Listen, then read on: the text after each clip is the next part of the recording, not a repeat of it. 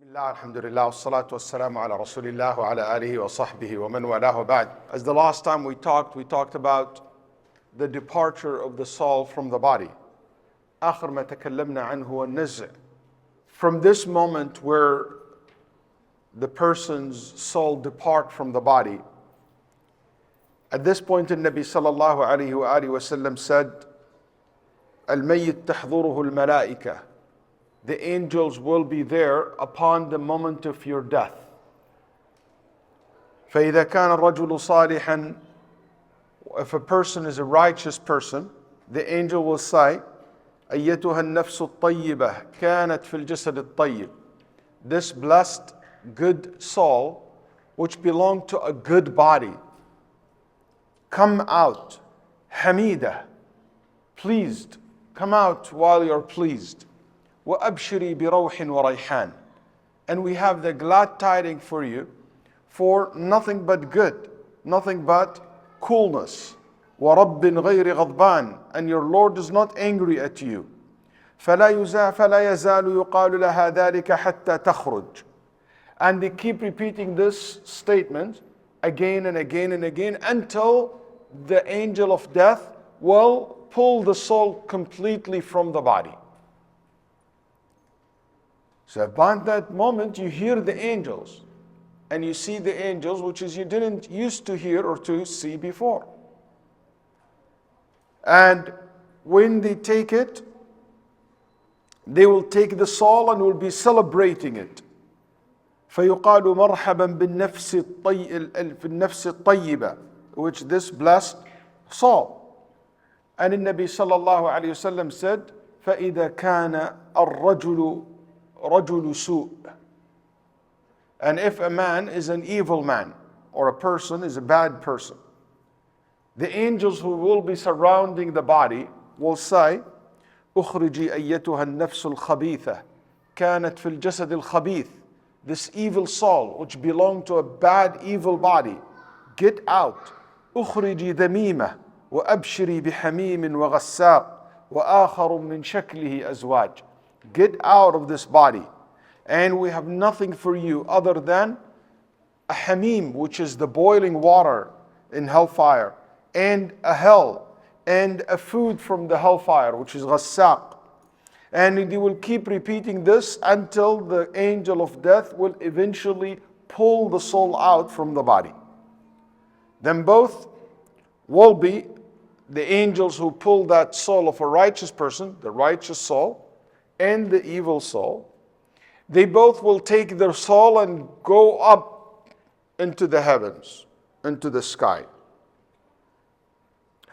So when the believers, basically his soul taken up all the way up, it will be said by the angels who are in the sky, scattered in the sky, there is entrance. يقول النبي صلى الله عليه وسلم, there is an entrance, there is a gate for each layer of the sky lead to the next universe, and so forth. Each one of these gates, the angels at these gates where the angel of death and his assistants will be taking the soul, they will say for the good soul, come to my side, come pass by me. And the angel in the universe and in the sky saying, this smells so good, this soul looks so pure and beautiful. إنها نفس طيبة. Everyone wants the soul to pass by them. وينادونه بأحسن أسمائه التي كان ينادى بها في الدنيا. And the angels will call upon you with the names that you loved in this dunya. Whatever good names that you like. Let's say your name is, Ibrahim, and you like to be called Adil. And or you be called Abu Ahmad, or you called, Sarah, or, or whatever your name, you like to be called, that you love, you will be called by these names. And the angel will like your soul to come and to pass through them. As for the soul of the evil person, فَيُقَالُ لَا مَرْحَبًا بِالنَّفْسِ الْخَبِيثَةِ كَانَتْ فِي الْجَسَدِ الْخَبِيثِ. Don't come to our side. You're not welcome to pass through our gates. And they lock the gates. They lock the gates. They don't want this soul to to basically pass by their gates, until the angels will take the soul. For the believers, they will go through the gates, and it will be taken all the way up to the presence of Allah subhanahu wa ta'ala. And Allah subhanahu wa ta'ala يقول للملائكة, then the angels will be said to them by Allah, take my soul back to my servants, to earth. I promise them that they will live in it, die in it, resurrect from it, and put his name in a book of Illiyin, a book which is belong the names of the righteous people in a very high level in Jannah, in a very high status in Jannah.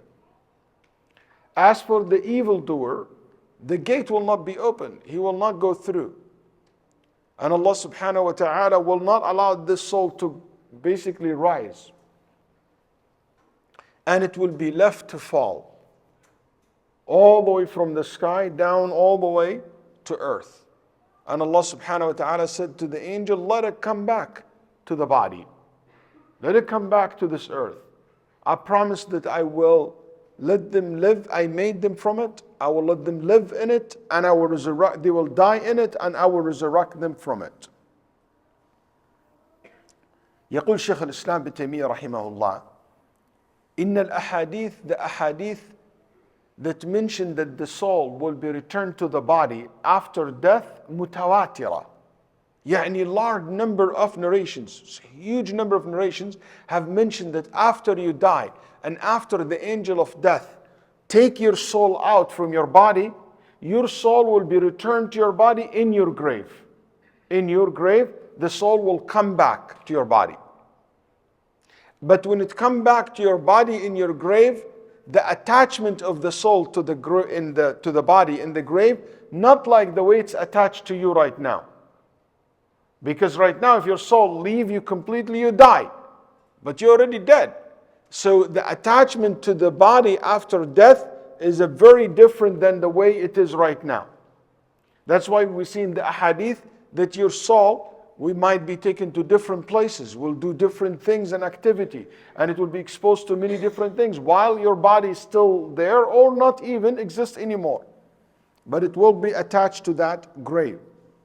Anyway, then he said, rahimahullah ta'ala, some people said that the soul will never return to the body. Some of Ahlul Kalam, they said that. قال لكن أنكره جمهور العلماء. And the majority of the scholars have rejected that claim. قاله ابن ميسرة وابن حزم. And he said, يعني Ibn Hazm and the man, his name, a scholar's name Ibn Maysara, they denied that the soul will ever return to the body in the grave. They said when the soul depart, it will be taken to some place and it will stay there until the day of judgment. But this opinion is rejected by the vast majority of the scholars. And why is rejected? Because the ahadith are very explicit. For instance, النبي صلى الله عليه وآله وسلم said في حديث البراء بن عازب, hadith, the famous hadith البراء, then النبي صلى الله عليه وسلم said, which is I was mentioned it earlier, part of similar to it from hadith Abi Hurairah, then قال النبي صلى الله عليه وسلم قال فتعاد روحه إلى جسده. قال النبي صلى الله عليه وسلم, Allah will tell the angel, take the soul back to the body, and they will return the soul inside the body of the deceased. So that's very explicit from the Prophet صلى الله عليه وآله وسلم. وقال النبي صلى الله عليه وآله وسلم في حديث, هذا حديث البراء, I think it will be worth it to mention it to you. He said صلى الله عليه وآله وسلم, إن المؤمن إذا كان في إقبال من الآخرة وإدبار من الدنيا. When the believers is about to approach the akhirah and leave the dunya, they will come to him in angels, their faces shining like the sun. مع كل واحد منهم كفن وحنوط. في رواية حرير من الجنة. They will come with a garment from paradise, from the heavens, to take the soul and shroud the soul in that garment which is taken from Jannah or brought from Jannah. And every single angel between the heavens and earth and every angel in the heavens will be welcoming this soul. And the gates of heavens will be wide open. None of the gatekeeper of the skies unless will wish that this soul will come from their side. يُعْرَجُ بِهَا مِنْ قِبَلِهِمْ. فإذا عرج بروحه قالوا ربي عبدك فلان فيقول أرجعوه فإني عهدت إليهم أني منها خلقتهم وفيها أعيدهم. The angel said, Ya Rabb, this is your servant so and so, and Allah will say, like I told you, take them back. I promised them that I created them from earth, I will return them to it, and I will resurrect them from it. فَتُعَادُ رُوحُهُ فِي جَسَدِهِ. Then his soul will be reattached to his body. And similar to this, when it comes to that person who's not a believer. When you about to die, or when you are dying, when a person is pronounced dead, his soul collected by the angel of death, are you aware of what's happening around you? هل الميت يشعر بما يكون حوله؟ يعني when you die, does the dead person understand what's happening around him? Does he see the people around him? Would you be able to hear what people are saying around you while you're laying in your bed in hospital or at home? When you are in your janazah in the masjid, when people lining up and put you in the front to pray on you, what's your soul and you at that time will do? جاء في حديث أبي سعيد الخدري عند البخاري وغيره وهذا لفظه عند النسائي أيضا فإذا وضعت الجنازة فاحتملها الرجال على أعناقهم. When the janazah is brought and people carrying the janazah, carrying the body of the dead person, تقول قدموني قدموني. The soul said, hurry up, carry me fast, go fast to my grave. That's if the person is righteous. If not, if he's not righteous, قالت يا ويلها أين تذهبون بها. Where are you taking me to? Where are you taking me? Don't go anywhere. So that means that hadith shows you clearly that you are aware of what is happening. They are preparing you for burial. They are taking you to the cemetery. They're driving you to Almeida Cemetery or the other one, the cemetery of ISTH. Whatever you are aware of what is happening. You're taken to the morgue, whatever it is being the case. You're very aware.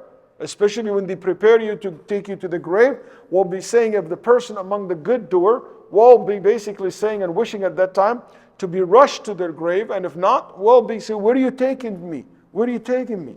يقول النبي صلى الله عليه وسلم ولو سمعها الإنسان لصعق. If the people around you heard you at that time, they will faint.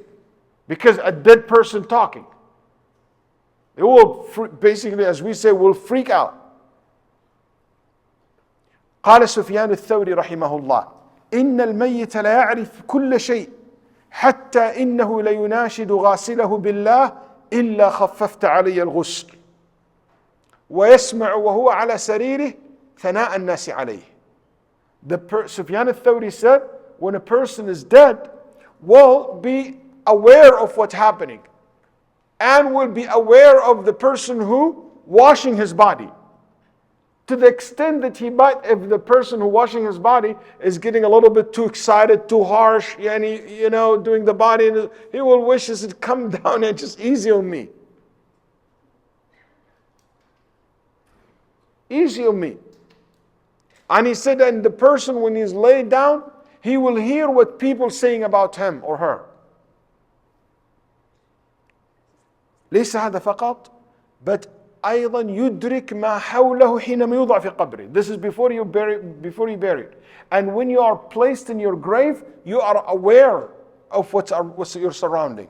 يقول النبي صلى الله عليه وسلم إن الميت لا يسمع قرع نعال أصحابه إذا ولوا عنه. When you are in your grave, you will hear when the people leave you behind. The Prophet said he can hear the sound of their shoes when they walk away. In another word today also, you will hear what? The engine turning on of the cars and people leaving. You hear people khalas saying salam alaikum and give condolences to your family and they're leaving you. You will be aware of what is happening around you. جاء في صحيح مسلم من حديث عمرو بن العاص رضي الله عنه لما توفي قال لأصحابه Amr ibn al-As, when he died, as Imam Muslim reported, he said to his companions and the people attending his funeral, إِذَا دَفَنْتُمُونِي فَشُنُّوا عَلَيَّ التُّرَابَ شَنًّا ثُمَّ أَقِيمُوا حَوْلَ قَبْرِي قَدْرَ نَحْرِ جَزُورٍ وَقَسْمِ لَحْمِهَا. He said, when you bury me, when you threw the sand on my grave, threw it in an abundant way. So basically make the burial fat. And after you bury me, don't rush to leave me. Stay around my grave for as much as a period of when you slaughter a camel and cut it basically and distribute the meat. How long it takes to kill a camel and to cut the meat and to skin it? A long time, much longer than a sheep, for example, or a goat. That's right. Yeah, and in other words, stay for a while. Why?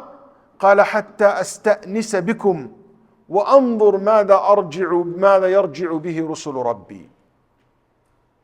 He said, I want your company at that moment. Because the dead feel and understand that there is people around him. And I want your company at that moment until the angels comes back with the news. What he means by that? He meant the hadith I just mentioned earlier. إنما يشير إلى الحديث الذي قلت لك قبل قليل.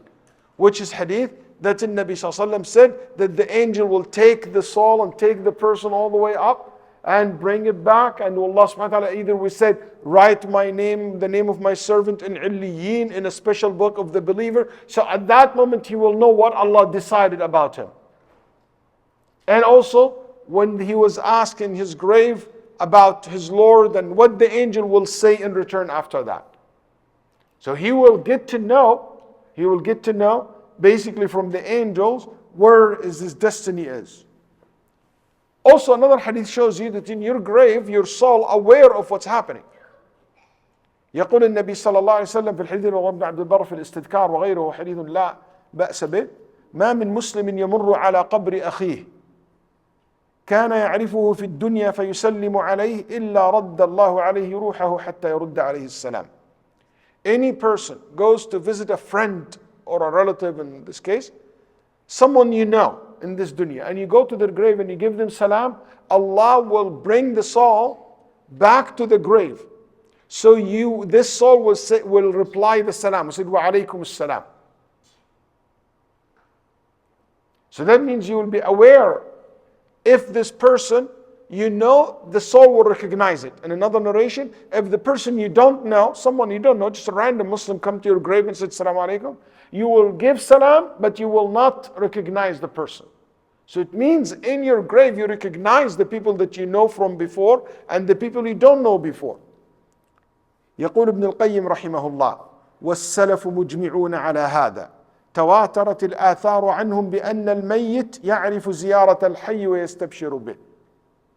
Ibn al-Qayyim said in his book Al-Ruh, the early Muslims agreed based on the narrations that is narrated and reported by a large number, mutawatir, that the deceased will know who is visiting him, the person who this person is, and he will be happy with that visitation.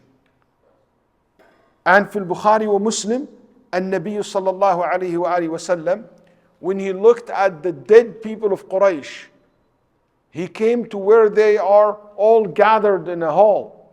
And the Nabi sallallahu alaihi wasallam said to them, Ya fulan ibn fulan, so and so, and he mentioned them by their name.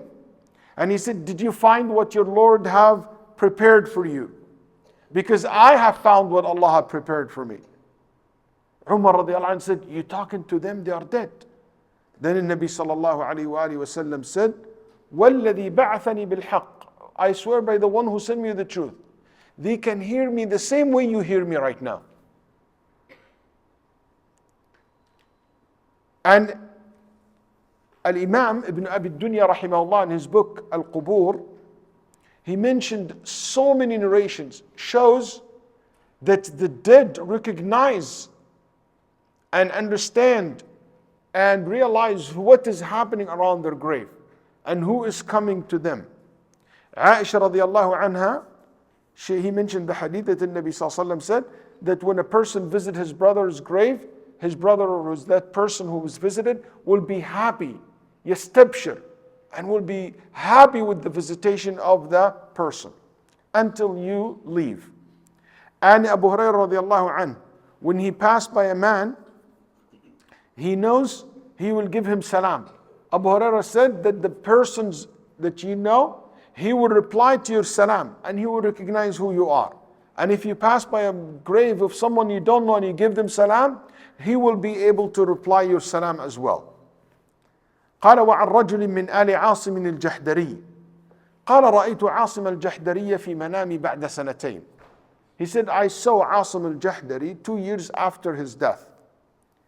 And I told him, you're dead. You're dead. You died. He said, yes. He said, what happened to you after you died? He said, Wallahi, I am in. Now this person saw in his dream, Asim al-Jahdari, after 2 years, he said, 2 years, you've been dead for 2 years. Where are you now? He said, I am in a very beautiful garden in Jannah. Me and some of my friends, close friends, we gather every Friday in the morning and the night of Friday, and Thursday night and Friday morning. We gather and we spend so much time together. Who is that you meet? قال أنا وأبي بكر بن عبد الله المزني. And he said, we will be gathered and we will be told about what you doing. Yani what our friends doing who didn't die yet. So the dead, the soul of those dead people will be gathered in that night, on that day, and they will be gathering together and they will be informed about their friends in this life who didn't die yet. What happening to them and what they are doing. Then I said to him, أجسادكم أم أرواحكم? يعني this gathering in this place in Jannah is your body or the souls? قال هيهات بلية الأجسام. No, the body are gone. It's our souls.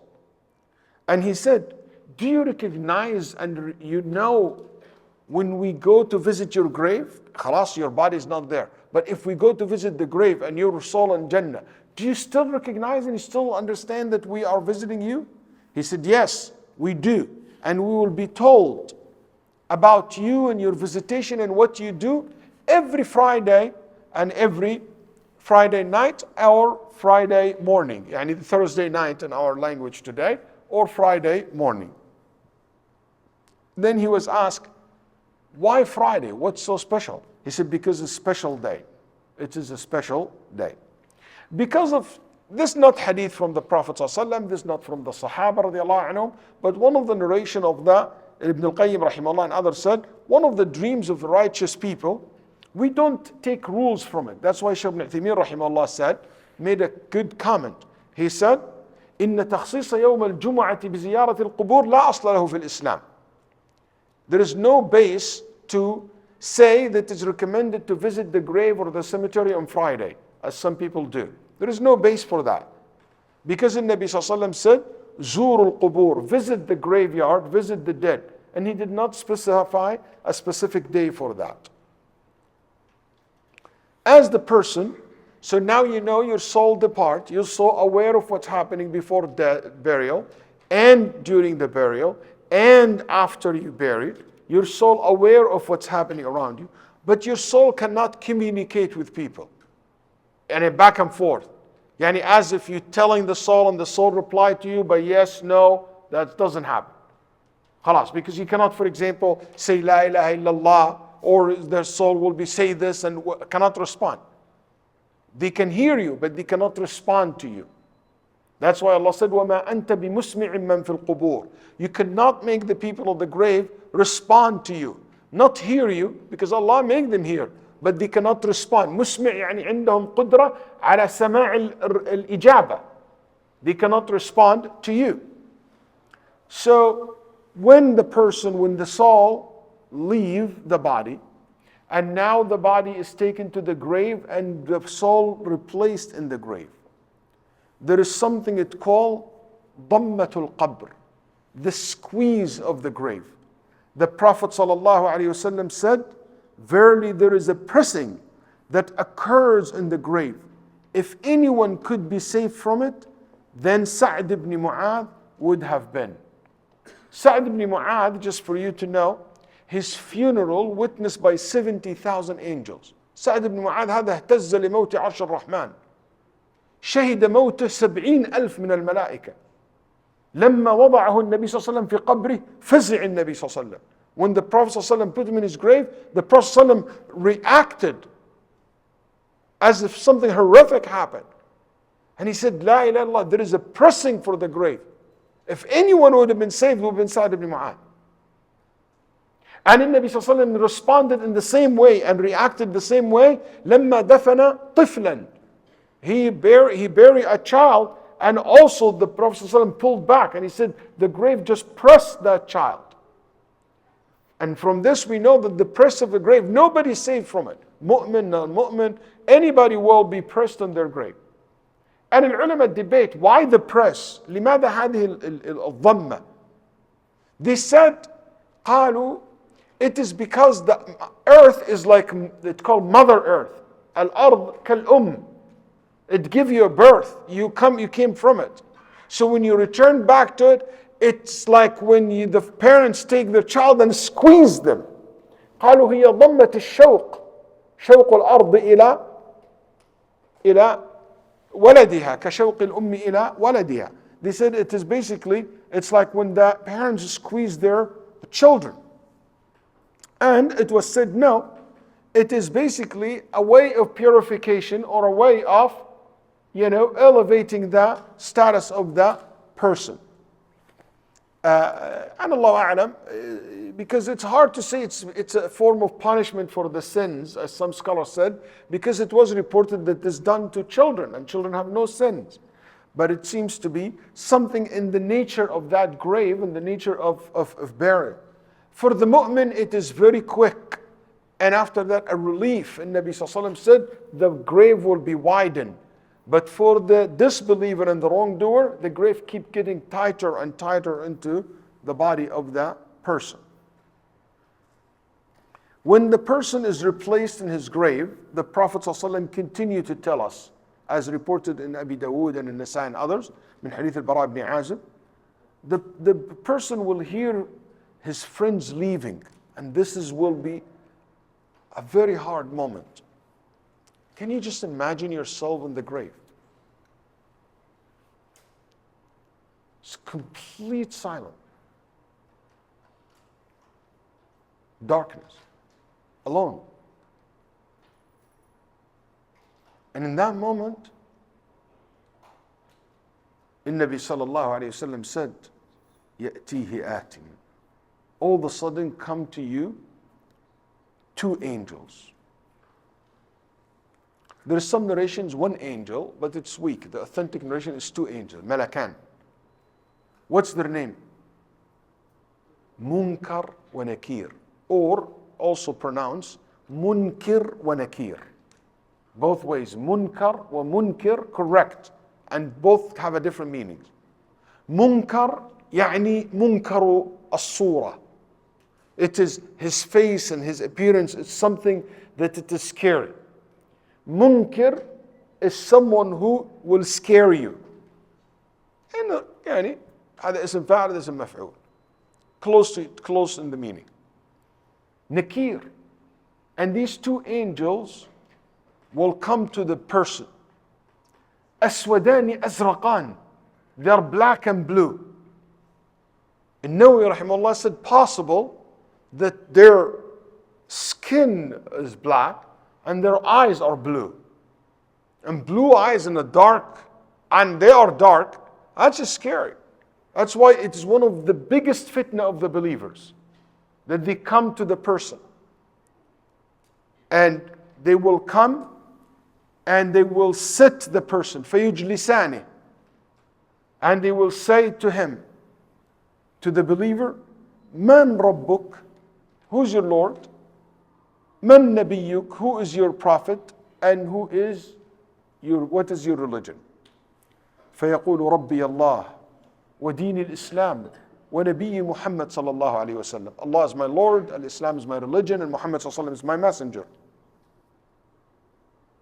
فَيَنْتَهِرُ.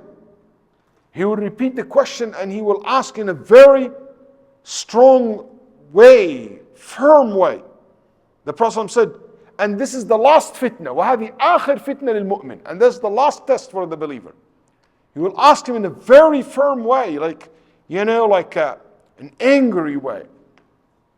Then the mu'min will say it again with firmness. Allah, Muhammad sallallahu alaihi wasallam, al-Islam is my religion. Just to make sure that you are firm. And that the firmness of your answer will be based on how much you believed in that. How much you really believe. In this moment, that what's in the heart really comes.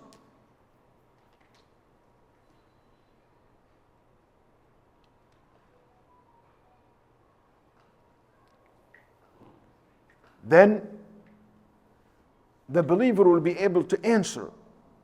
And that's when the Prophet ﷺ said, he recited the verse in the Quran, يثبت الله الذين آمنوا بالقول الثابت في الحياة الدنيا وفي الآخرة.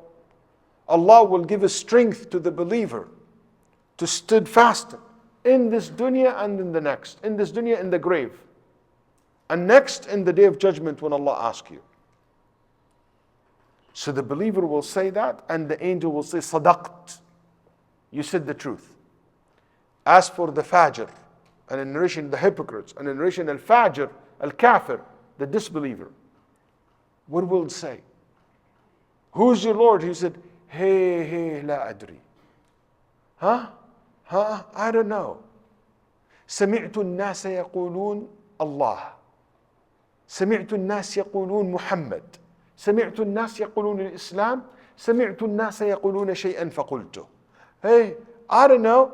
I heard people saying Allah, Islam, Muhammad, and I'm saying it. See, he will say it, but he really doesn't believe in it. And it will be said, لا دريت ولا تلوت. No matter. It doesn't matter, you know or you don't. Or you really truly know or not. Then, when he says that, the believer, after these three questions and answering them, all of a sudden appear to you, khalas, these two angels goes away. Then another thing appeared to you in the grave, which is, before that, these two, after that, he will be told, or a person will appear to you, looking so nice, dressed very well, smells so good, a person that you would love to be in the company of that person, looks so nice. They said, you will sit in your grave. You're missing, everybody left and you're alone. You need a companion. Human being not used to be alone. So that's why when people said you will be alone in your grave, not really. Technically you will not. So he would say, Man ant wajhuka al-wajhu yaji'u bil-hasan. Your face bring nothing but goodness. Who are you? فَيَقُولُ أَنَا عَمَلُكَ الصَّالِحِ. I'm your good deeds. And listen carefully to the next description, because you need to ask yourself, are you among those who will be said to them this or not? كنت والله سريعا في طاعة الله بطيئا في معصيته. I swear by Allah that you used to be among those who, when good deeds comes, you rush. And when sin comes, you hesitate. You always try to avoid it. Ask yourself, when I tell you it's salah time, do you rush to it? There is an opportunity to donate, you rush to it. There is an opportunity to learn something, do you rush to it? Or you drag your feet and you take your time.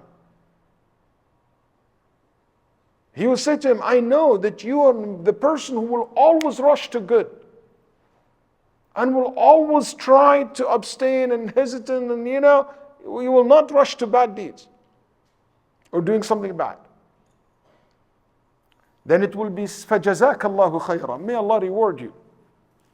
As for the others, then after that the Prophet ﷺ said, an opening will be like a portal that he see through it his place in Jannah. I said, that's your place. And he will see a place in hellfire. It will be said to him, that would have been your place if you were not a believer, if you disobeyed Allah. Then he would say, Ya Rabb, Ajjil Sa'a. Oh, let the day of judgment start so I can go to this place. Then it will be told him, no, don't worry, just sleep. Like the way the newlywed sleep. كما ينوم نومة العروس. يعني the first night of their wedding. Resting and and taking their comfort. As for the disbeliever, the Prophet ﷺ said, a man will come to him with a very ugly looking face. His clothes is terrifying and it smells so bad.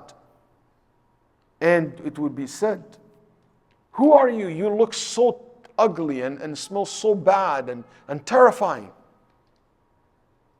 Your face only bring nothing but good luck and bad. فيقول أبشر بهوان من الله وعذاب مقيم. I'm bringing you the glad tidings of humiliation and a continuous punishment. And he said, and who are you? Then he said, I'm your bad deeds. أنا عملك الخبيث. Then he would say the same thing, I witness before Allah that you always rush to haram and you always drag your feet when it comes to good deeds.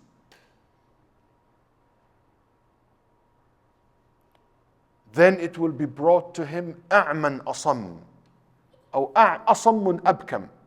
أعمى أصم أبكم. It will become to him a figure, like a person, which is an angel. He can see, blind, deaf, will not talk. So no matter what you do, will not respond to you. Have one mission, which is he's carrying a hammer. مرزبة لو ضرب بها جبل لكان ترابا. If we will hit a mountain with it, we'll turn the mountain to dust. It's even more powerful than whatever these imaginaries, with this hammer and like powerful. I'm sure you guys, some of you familiar with Thor and whatever these names, his hammer like smash things. You can imagine that. And that hammer, he will be hit with it. Then he will turn to dust. Then he will be brought again. فيرجع مرة أخرى. Then he will be hit the second time, but second time will not turn to dust. قال فيصرخ صرخة. The second one will cause him to scream. فيسمعه كل أحد إلا الثقلين. Everything will hear his voice except human and jinn. It's so loud, as you know, in voice, when certain voice wave, when it is so high, the pitch is so high, you cannot hear it. And when it's too low, you cannot hear it. And everything, animal will hear it, but human and jinn will not hear it. And it will be open for him a portal to hellfire. Comes to him from the hell, the smoke of it and the heat. And it will be told to him, look at the other portal, this is your place in Jannah if you would have been righteous. But that's your place in hellfire waiting for you. Al-ulama rahimahullah, the Muslim theologian, asked a question. He said, so these questions will be directed to the soul and the body, and the majority said yes. But what if the body is not there? Let somebody bodies burn before they are buried. The question will go to the souls. Also, everyone will be asked these questions. Will this be directed to prophets, for example, and messengers? Some scholars said yes, and some scholars said no. Messengers will not be asked this question, because one of the questions is, who is the messenger was sent to you? And these messengers, they did not receive a messenger. They are the messenger. The angel said to Muhammad, who's your messenger? So there's no point. And among them, Shaykh rahimahullah said they will not be asked. Also, they use another argument. They said Because the Nabi sallallahu alaihi wasallam told us, Ash-Shaheed, the martyr, the one who dies Shaheed, will not be asked these questions, will not be questioned in their grave. They pass without any question. So we know for sure Prophet and Messenger higher level than the Shuhada. So if the Shaheed is exempt, also the ulama said, so that means the Prophet's also exempt from that. Also another question, the ulama said, is that applied to every nation or only to Muhammad sallallahu alaihi wasallam? It looks like all nations, Christian before Islam and the time Musa alayhi salam. So every nation died, that's these questions are asked. But what's very interesting also, the ulama said, who else will be exempt? We looked at the evidence and we found the following. The Prophet sallallahu alaihi wasallam said, رِبَاطُ يَوْمٍ فِي سَبِيلِ اللَّهِ, the person who spend the night guarding the community and the border of the Muslims. If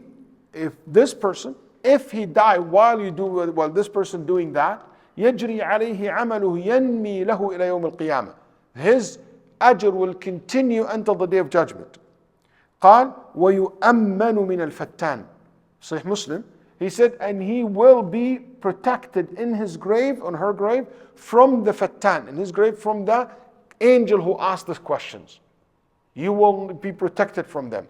This could mean protected from them, yani protected from giving the wrong answer, or the majority said you will not be asked by them. So the first category here we have the Prophet and Messenger, according to many scholars. The second here, the one who spent the night serving, or a day or a night, protecting the border of the Muslims against their enemy or the community. Also, the third one, the Prophet ﷺ said, Ash-Shaheed will not be asked in their grave. Will not be asked in their grave. They said, Rasulullah, why? He said, it's enough fitnah bariqatu siyuf. It's enough fitnah that he was giving the ultimate sacrifice. He was facing death. That's enough fitnah, enough test. Also, Nabi sallallahu alayhi wa sallam said, في hadith reported by Tirmidhi, he said, ما من مسلم يموت يوم الجمعة أو ليلة الجمعة إلا وقاه الله فتنة القبر. There is no Muslim die in Friday night, yani Thursday night, in our modern language today, or Friday morning, all the way until Maghrib, unless Allah subhanahu wa ta'ala will protect that person from the test of the, in the grave, from these questions and tests in the grave. Another issue, the ulama rahimahullah asked a question, they said, so this is what we have in the hadith in Nabi sallallahu alaihi wasallam. The ulama rahimahullah said, would children be asked? Uncounted being, somebody who's insane, the strong opinion they will not be asked. Why? Because they're children. There's no sins, there's no such thing as religion or who's your Lord, who's your prophet. They don't know anything like that. A child 1 month old, 2 months old, 1 year old, 5 years old, 6 years old. It's not mukallaf. It's not Islam is not obligatory upon them yet in the rules. And that's the strongest opinion among the ulama rahimahullah. But question, some ulama said, if a kid who 3 months old die, do we pray janazah on them? What do you guys think? Do we pray janazah on children? Somebody insane died, do we pray janazah on this person? Okay, so they said, if you pray janazah, what do you say in the janazah? Oh Allah, protect him from the grave and this and that. So they said, if this is the case, that means they will be asked and tested. That's why you make janazah and dua for them. But this argument is not strong. Why? Because we pray janazah on them not because they're going to be tested and asked. That's not the case. We pray janazah on them, children and those uncountable beings, like people who are insane, not because they will be questioned. مش من أجل إنهم يفتنون. No, because the grave experience is hard. Being alone in the grave is hard. The press is hard. That being isolated from the family is hard. Seeing angels and seeing all this new world is hard. That's why you pray for them, that Allah make it easy for them. That's why if a child die and you pray janazah, you don't say, أغفر له ذنبه, oh Allah forgive his sin. That makes no sense. They say that for the person who is a child. You don't say, oh Allah forgive their sins, because there is no sins for them. It's a useless dua, and you're not allowed to ask something which is useless or something which is not correct. Anyway, the ulama rahimahullah said when people are placed in their grave, we know that in their grave people will be facing something, reward and punishment in the grave before they reach the day of judgment. So your soul and your body will be exposed to certain reward and certain punishment in that period of al-Barzakh. That's why Nabi sallallahu alayhi wa sallam used to say in each salah. And he told us to say that. Some ulama said it's wajib, it must upon you to say this in your salah. Tawus, the student of Ibn Abbas, used to make 2 sujood al-sahw if he forget to say this dua. كان يسجد سجود السهو إن نسي هذا الدعاء. What said? Before you say Assalamu alaikum wa rahmatullah, you say اللهم إني أعوذ بك من عذاب النار من عذاب القبر ومن عذاب جهنم ومن فتنة الحياة والممات ومن شر فتنة المسيح الدجال. Oh Allah, protect me from, seek refuge in you from the punishment of the grave, from the torment of the fire, and from the trial of life and death, and from the evil affliction of the false Messiah. That you should say this dua. Part of it, the Prophet asked Allah to protect him from the punishment of the grave, and he asked us to do that. So the punishment of the grave is something well established in the Quran and the Sunnah. For instance, Allah says in the Quran about the people of Fir'aun, the people of Pharaoh. النار يعرضون عليها غدوا وعشيا ويوم تقوم الساعة أدخلوا آل فرعون أشد العذاب. Allah said that the people of Pharaoh and his people will be exposed to fire, to the fire or to the hellfire, days and nights, during the daytime and the nighttime. And when the day of judgment comes, they will experience the most severe punishment. So that means that exposure to fire day and night is before the day of judgment, before entering the hellfire. Because he said later on, they will experience the most severe, which is when they enter the hellfire in the day of judgment. And the Quran filled, there are so many verses in the Quran mention that punishment in the grave, and this is one of the most clear evidence. Also, Allah subhanahu wa ta'ala said, الْيَوْمَ تُجْزَوْنَ عَذَابَ الْهُونِ. When you see the angels stretching their hands to collect the soul of the wrongdoers, the angel will say, today, not next day, today, the day of their death, you will be punished. And where are they going to be punished? In their grave. And the ayah in Surah 6 verse 93. Anyway, يقول علي رضي الله عنه وأرضاه قال كنا في شك من عذاب القبر حتى نزل قول الله تعالى كلا سوف تعلمون ثم كلا سوف تعلمون. Ali radiallahu anhu, we used to debate, is there a punishment in the grave, there is no punishment in the grave, what happened in the grave, until Allah revealed Surah Al-Hakum Al-Takathur. In it you will know, and you will get to know 100%. And you will know about the answer for the punishment of the grave when you are in your grave. You will see and you will experience that. Ali radiallahu anhu said, at that moment we all realize among the Sahaba that there is a punishment in the grave. There is so many evidence, and as Imam Ibn Izz rahimahullah said, the punishment in the grave is for both the body and the soul, according to the agreement of Ahlus Sunnati wal Jama'ah. The soul feels pain and pleasure in conjunction with and while separated from the body. That's what he said, rahimahullah ta'ala. By the way, believing that there is a punishment in the grave is something so common, not only among Ahlus Sunnah wal Jama'ah, but even other people of creed. Like, for example, the Ash'ari creed, even the Mu'tazila. Some, like Al-Qadi Abdul Jabbar, mentioned that only Ad-Dahriyin, the atheists, who don't believe in the punishment of the grave.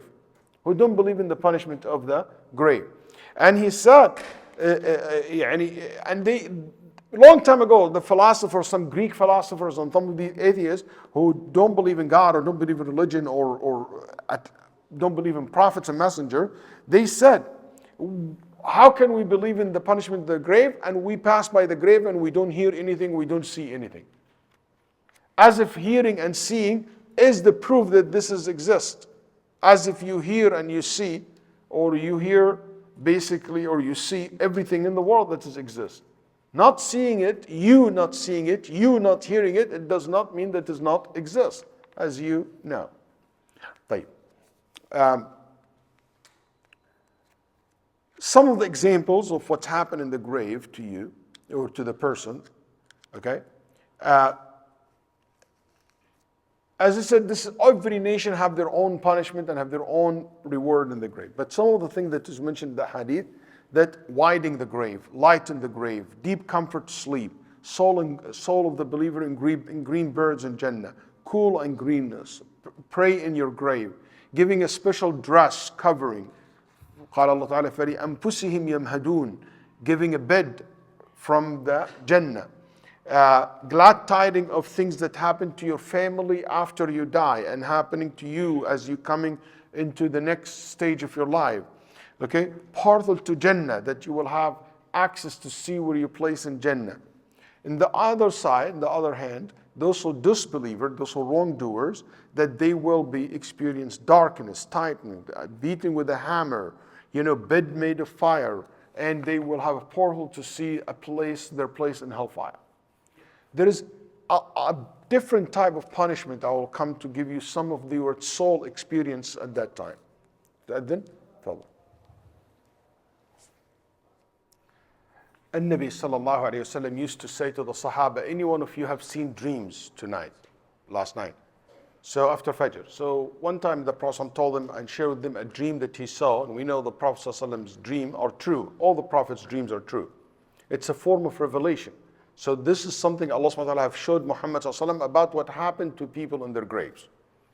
He said, two came to me and took me. And they said, come with us, move with us, intaliq.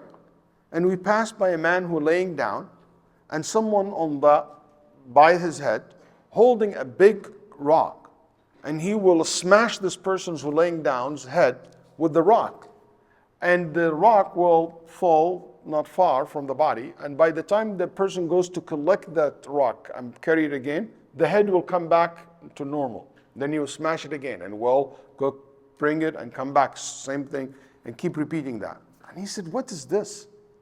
Who are these? Subhanallah. It's a horrific scene. They said, just move. Then the Prophet, we move. Then I saw a person sitting and someone from his behind with a hook. And he would put the hook in his side of his mouth. And he would pull his mouth all the way to the back of his head. And his nose all the way to the back of his head. Then he will go to the other half of the face and he will do the same. And by the time he finished one half, and go to the other half and start doing the other half will come back to normal. Then he goes back and keep doing the same thing. Then the Nabi sallallahu alaihi wasallam, what is this? Subhanallah. He's also terrified about what he sees. They said, move. Then he said, we passed by a big, like a tannoor. A tannoor is like an oven. Big, huge oven, like a round one. And underneath of it, fire. And I heard voices. Then I looked, and there's men and women inside that place naked, and they're screaming, burning. I said, what is this? Then they will say to me, just move. Follow us. Then we passed by a river. It looked like blood, red. And a man swimming in that river, barely swim, and there is someone by the shore of the river. Has all these type of rocks. So the person swim all the way to the person who by the bank of the river.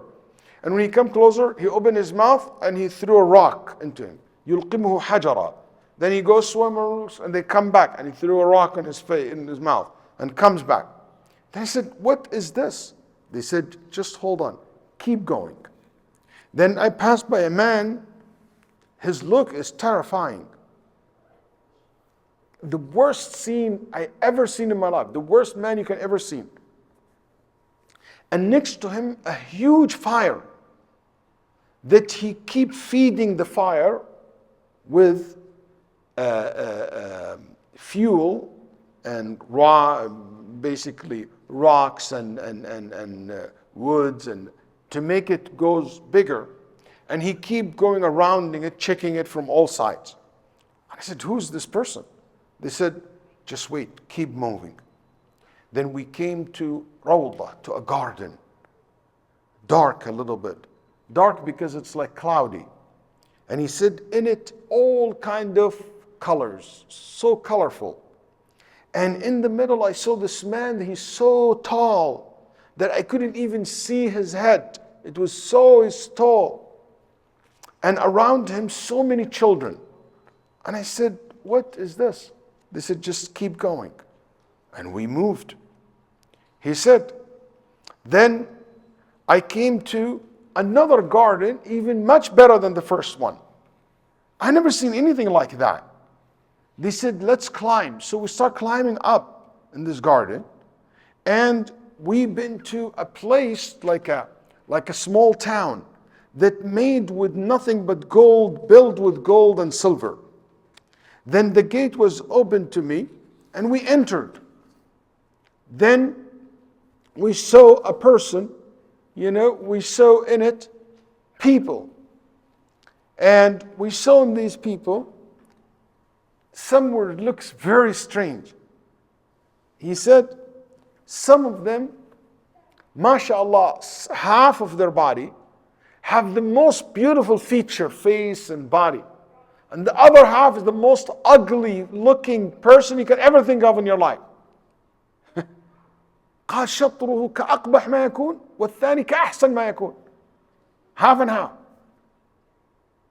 Then a man will tell those people who look so strange like that, go to that river, jump in it. They will go to the river, jump in it. Then they came back, all the bad side changed to be good. And they be perfect looking. I said, what is this? They told me, this is Jannat Aden. This is Jannah. That enter, this is Jannah. And those people who half and half are the Muslim who mix good deeds with bad deeds. خَلَطُوا عَمَلًا صَالِحًا وَآخَرَ سَيِّئًا. They will be purified and they will be forgiven and they will enter Jannah. The Nabi ﷺ was very happy to hear that they will be forgiven. That's why they jump into that river and Allah subhanahu wa ta'ala will forgive that sins and shortcoming of them. Then, and they said, and this is your place. And I look, and my place was very, very high up, very special place. And I said, can I enter it? They said, no, not now. In the day of judgment you will enter it, but now you cannot. Then they said to me, we will tell you about what you have seen. The man who was laying down and his head was smashed, who's that person? That what happened to the soul during the period of Barazakh. Who's the person? قال الرجل يأخذ القرآن فيرفضه وينام عن الصلاة المكتوبة. The person, Allah give him access to the Quran and that person rejected. La ilaha illallah. Your parents tell you, hey, go learn Quran. And he said, I don't want. Allah give you the language, the tongue, to able to speak Arabic, but you don't read. Allah give you the opportunity to do and you reject it. Or the one who memorized the Quran and forget it. Another riwayah, another narration. قال يحفظ القرآن ثم ينساه. He abandoned the Quran because he doesn't care. خلاص, I finished school. I'm not in Islamic school anymore. I graduated from Man Academy, now I'm college. I don't need it. Or I'm public school. I don't need to review my Quran. Another, he said, I'm the person who sleep and miss the Salah. Salat al-Fajr, Maghrib, Asr, Dhuhr, weekend Salah. You sleep and you don't wake up for Salah. That's the punishment of such a person. As for the person who their face pulled all the way to the back of their head, قال هذا الرجل يكذب الكذب فتبلغ الآفاق. Oh, my goodness. This is the one who spread lies, fabricate things, and it became so popular, trends in the social media. Goes all over the world. You heard recently, I think the Guardian have interviewed the 3 soldiers, the Israeli soldiers. I think 2 of them Israeli soldiers and a third one who made the story that the Palestinians raped women in the 7th of October. And 3 of them, the source of this whole story, come back to these 3. All 3 said, we made this up. 100% we fabricated this. After what? After it became all over the world and all over the news and everybody using it. Today people spread lies and became, everybody repeating it. Then the Nabi ﷺ said, as for the people who are naked in that fire, are the fornicators among my ummah, men and women. And as the person who's swimming in the river which is made of blood, or the Red River, this the person who consume interest or usury.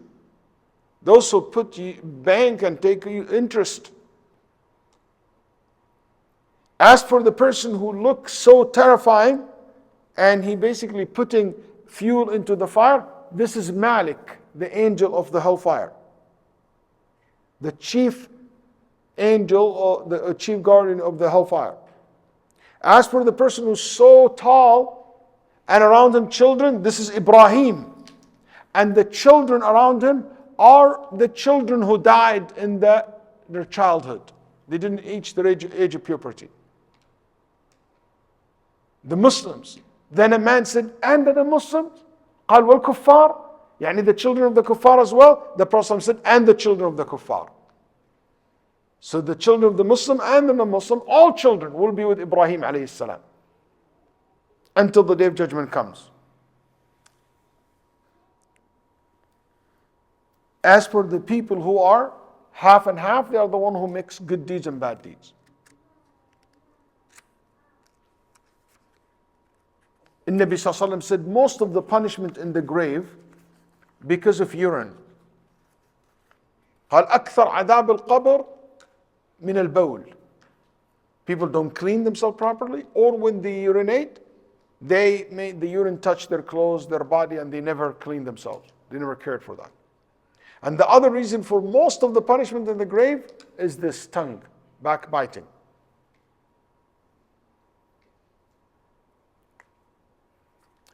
When you are buried, do you think you get impacted by who's buried next to you? Is your soul impacted by your neighbors? يعني هل يتأثر الميت بالذي يموت بالذي يدفن بجواره? So for example, you buried next to a righteous person or a bad person, would that affect you? There is no any proof that any connection between you and the one who next to you. It impacts you positive or negative. There is no any proof from the Quran and Sunnah about that. And if somebody claimed that there is an impact, you need a proof, because this is something from al-ghayb, from the unseen, need a proof. There is a hadith, idfunu mawtakum wasata qawmin salihin. Bury your dead among the righteous, because the dead will be harmed by their neighbors the same way you are harmed by your bad neighbors in this dunya. But this hadith is fabricated, hadith موضوع, كذب, كما قال ابن حبان وغيره. Some of the Salaf asked to be buried next to righteous people. Yes. Ibn Mas'ud said, bury me next to Uthman.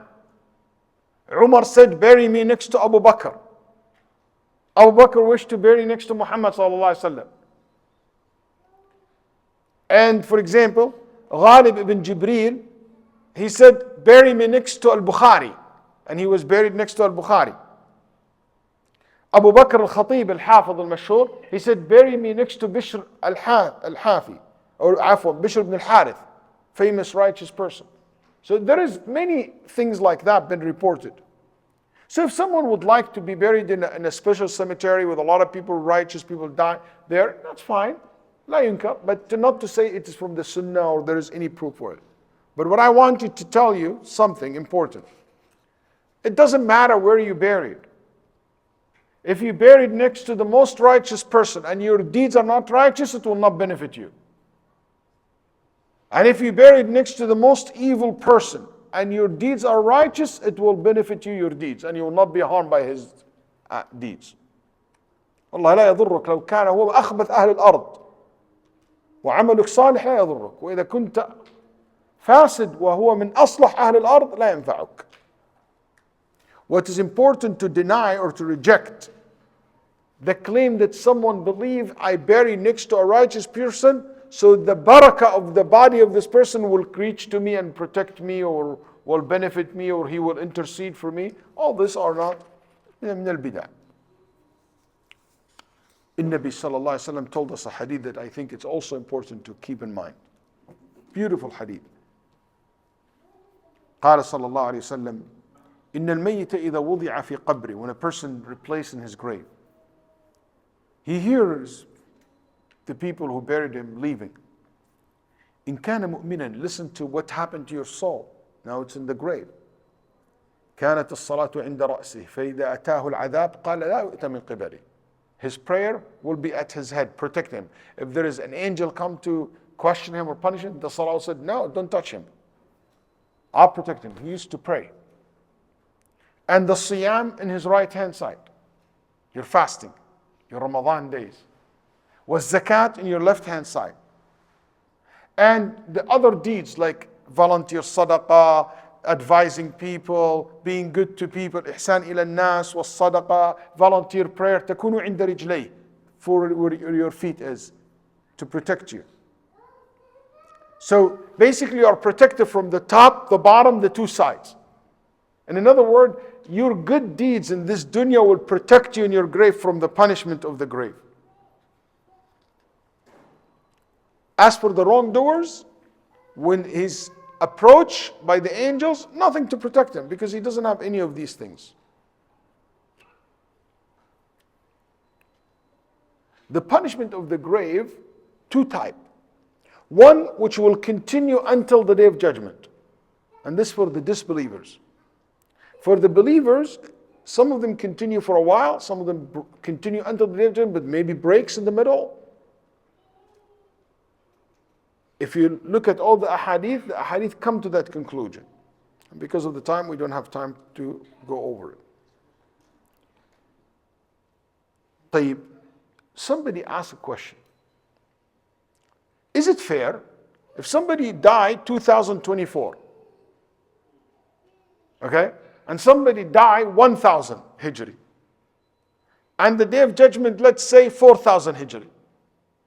This person's his punishment in the grave for the same sin or the reward is much bigger than the other one who died later. The answer is easy. The length, not having the same amount of time doesn't mean injustice. Why? Because الطول لا يعني المساواة. يعني staying in the grave for the same amount of years, it doesn't mean that you are equal. Yani some people might in 1 year experience what other people experience in 10 years. You following me? Does that make sense? So it doesn't mean, even not because he's 2 years, that means he's less punishment. Maybe it's more severe that is equal to 10 years or 20 years or 50 years. So that's not true. Don't worry about Allah subhanahu wa ta'ala is adil. Allah subhanahu wa ta'ala is just. Al-ulama rahimahullah said, when I put in my grave, your soul, there is so many narrations from the scholars where your soul go until the day of judgment. Where it goes. Some said the soul of the believers will be roaming freely in earth. Some said the soul of the believers will be in Jannah. Some said the soul of the believers will be 3 days around the grave and after that it will go to Jannah. Some said it will be gathered in a special place where it used to be before the creation of the body, like Ibn Hazm mentioned that. طيب? But Ibn al-Qayyim rahimahullah said he looked at all this evidence and he said, you come to a conclusion that believers are not one level.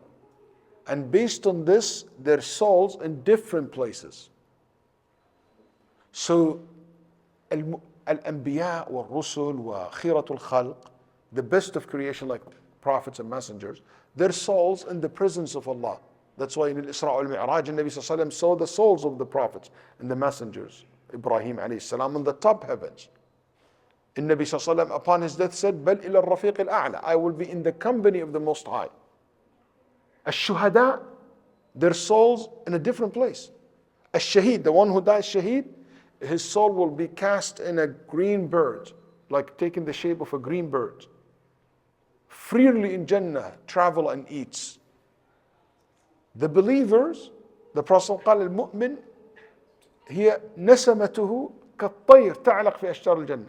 Your soul will be like a shape of a bird, will be sitting and resting in the paradise, in the trees of paradise. The Nabi ﷺ said there is some souls will be locked at the gate of Jannah, will not be entering, will not be allowed to enter. تحبس على باب الجنة. Why? Because of certain sin that they committed. Some people, their soul will be in earth, even believer, punished.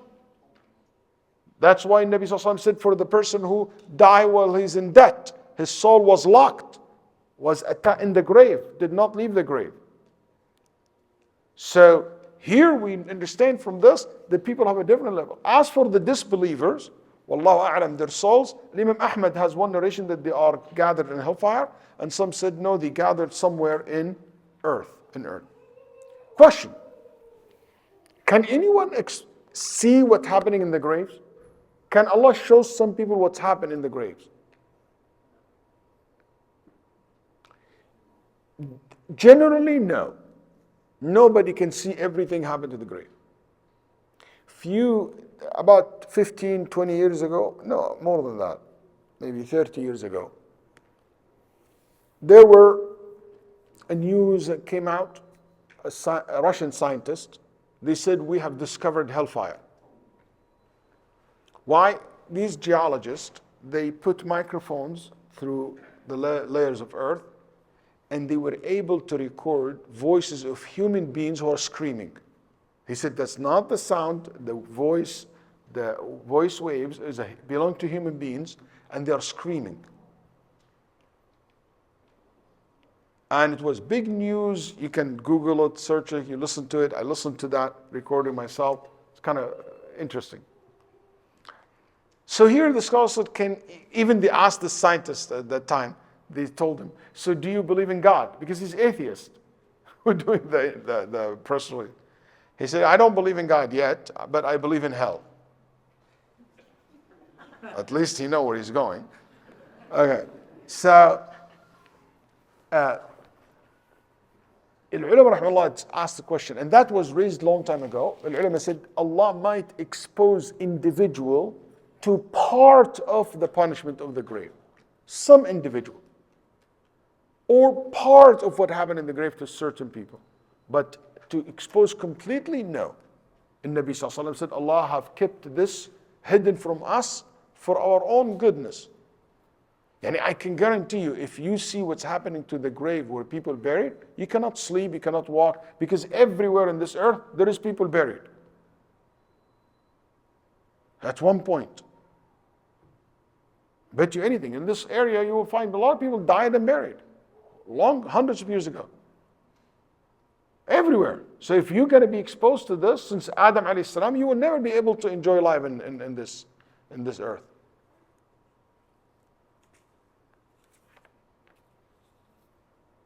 Anyway, to wrap it up and to say, subhanAllah, when your soul dies, the Prophet ﷺ told us, the believer's soul go to Jannah, will meet all his friends and family members who died before him. وَيَكُنْ يَفْرَحُونَ بِهِ كَفَرْحَةِ الْغَائِبِ. When the parents missing their child and see their child, they welcome them. So your soul will be in the company of your friends and family. And they will ask, hey, they start asking you about the people that you came. What happened to so-and-so? And what happened to so-and-so? And he starts telling them. ماذا فعل فلان فيقولون دعوه كان في غم من الدنيا. This person had a hard time, this happened to him, and he started telling him about all the things happened, and they missed out.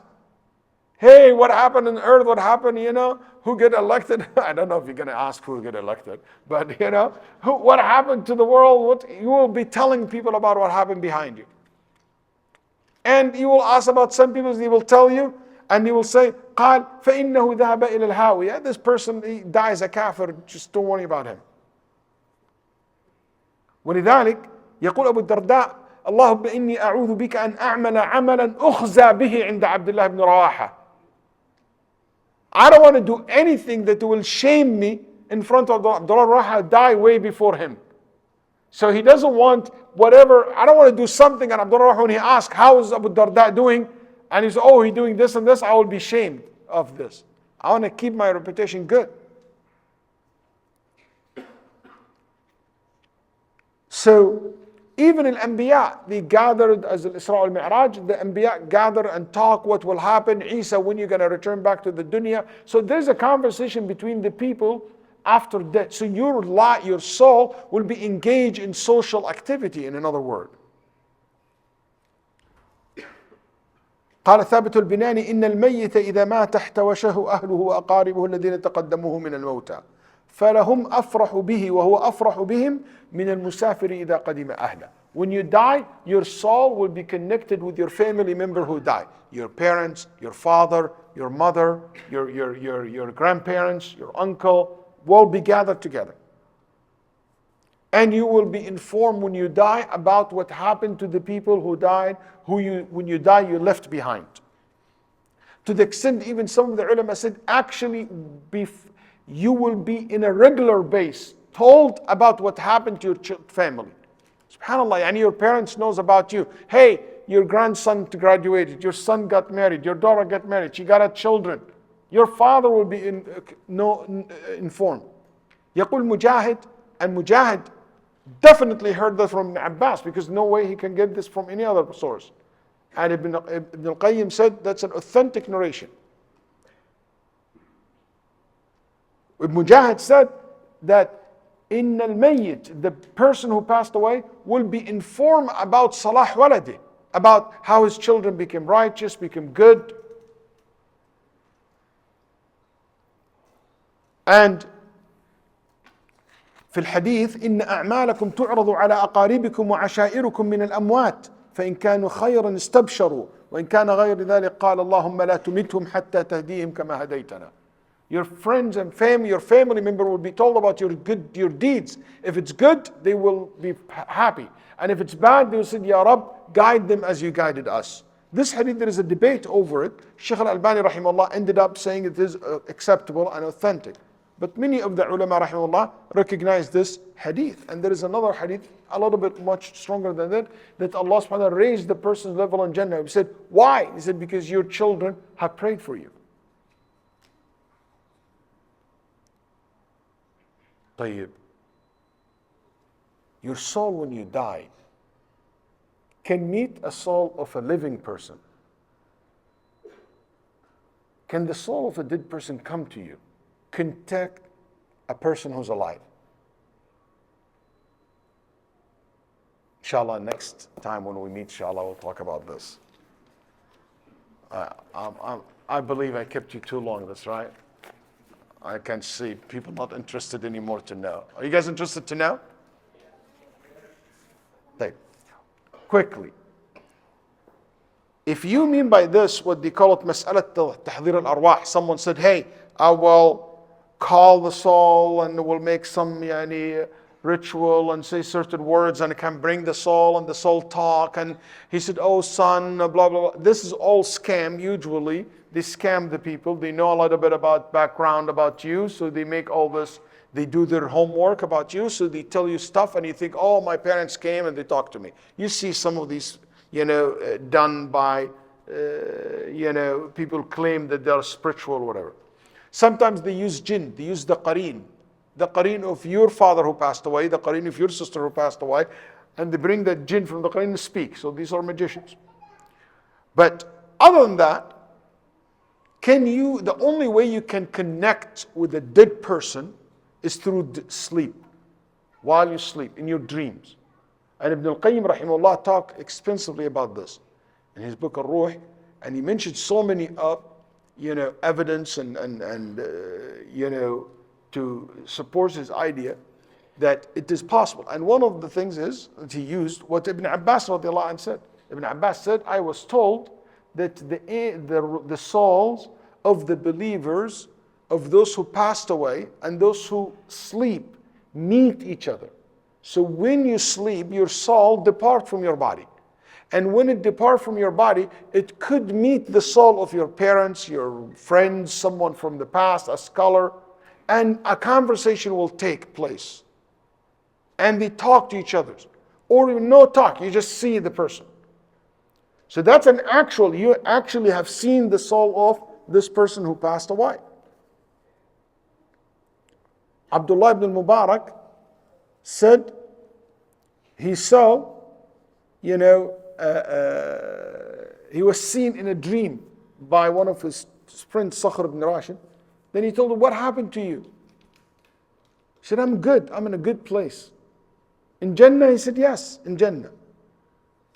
He said, what about Sufyan al-Thawri? Is he with you? He said, no, Sufyan al-Thawri is way higher than me. I see him sometimes. He's in a very high level in Jannah. He is with مع الذين أنعم الله عليهم من النبيين والصديقين والشهداء.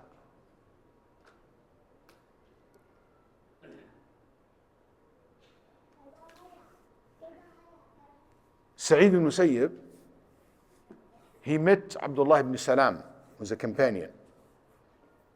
And Salman, he said, Sa'id ibn Musayyib said, I saw Abdullah ibn Salam and Salman al-Farisi, they met each other, and he was there.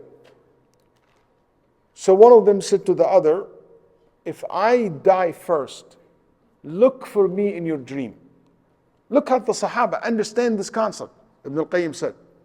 He said, look for me in your dream. We will meet each other's in dream. Before you die and you meet me in Jannah, inshallah. Then he said, Samson was surprised. Are the soul of the people who sleep and the people who are dead meet? They said yes. They said yes. He said, one of them died first.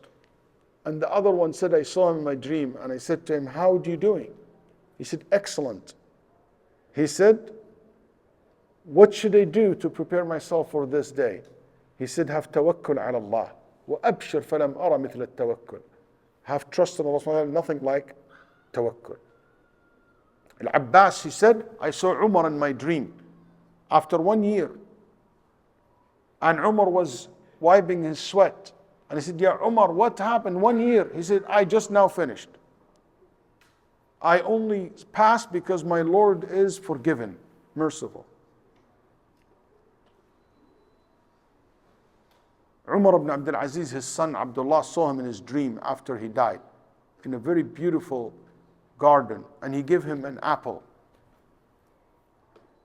And he said, I told my father, Father, this looks like Allah reward you for all the good deeds which you have done. What's the best one? What's the one that benefit you the most in your place? Then Abdul Aziz said, son, nothing benefited me like astaghfirullah, like al-istighfar. قال ما نفعني مثل الاستغفار. May Allah subhanahu wa ta'ala forgive our sins and make the journey of our souls a journey of peace, and make us among those who will be gathered in Jannat al-Na'im with those who we love. And the souls stay like this until Allah resurrect the bodies from the grave and send the soul again to the body. And that's the third world, which is the hereafter. May Allah subhanahu wa ta'ala make it easy for us. اللهم اغفر لنا وارحمنا وعافنا واعف عنا وأكرم نزلنا. اللهم ارحم أرواحنا وبارك لنا في حياتنا وفي مماتنا. نعوذ بك من عذاب القبر وعذاب النار وفتنة الحياة وفتنة الممات وفتنة المسيح الدجال. اللهم إنا نسألك يا حي يا قيوم أن تمتعنا متاعا حسنا إلى أن نلقاك وأنت راض عنا. وصل اللهم وسلم على نبينا محمد. وجزاكم الله خيرا. وقوموا للصلاة إن شاء الله.